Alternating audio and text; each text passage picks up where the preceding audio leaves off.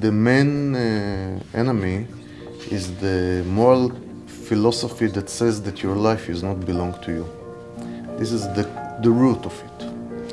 The political implication of this is statism or tyranny or somebody else who take over your life. Transformation toward more economic freedom, more freedom for people, because as you know, we are a former Soviet country and there's a lot of stuff to do. So typically Japan and the US are two countries known to have a relatively good relationship. Having said that, people asking for liberty in Japan are very few. Trying to present the values of liberty and limited government. We're trying to reinforce that tradition in Serbia before our communist tradition. In Israel, we conduct one of the largest social experiments of building a kibbutzim, which was a voluntary settlements that will try to build upon the socialistic ideals, and they are collapsed. So actually we know it, we try it. Because we come from the country that was under Soviet rule for 70 years. Fortunately, Georgia is kind of young enough libertarian democratic state, so people still are not that complacent as they are in Sweden.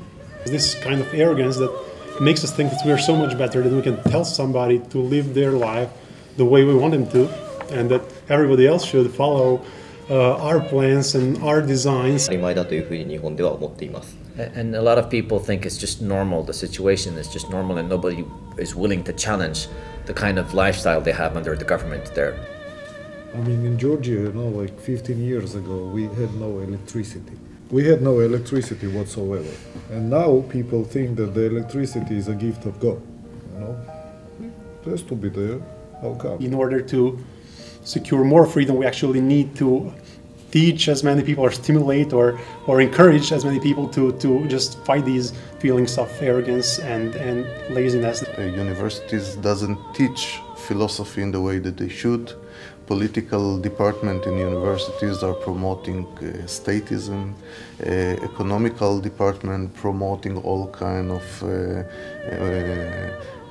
state control and other means of controlling your life from the economical point of view, and so on. And it goes on to culture, to songs, to plays, to art, to every aspect of our life. They don't have feelings about feelings of individual responsibility, and that is the main problem with communists. Centralized government and central planning from the top to down, and people are lack of individual responsibility, and the chaos is inevitable after that. 自由のために一生懸命になるということが私たちの国ではあまりありません。So, and we clearly see that forces of people who feed on tax are really pulling very strongly in order to maintain that kind of lifestyle, whereas the people who pay taxes, who don't feed on taxes, are not fighting in order to compensate for this pull, the social pull that you have. It's absolutely amazing that we can meet and actually, share concerns and situation, and maybe come up with something that we can do to prevent our countries becoming like Greece. And America is a leading country in the world, and the example of Americans is crucial. Because people willing to submit themselves to what they consider as more moral, even if they suffer. As long as they believe that this is what is the moral things to do, they will submit themselves. So we need to win this fight.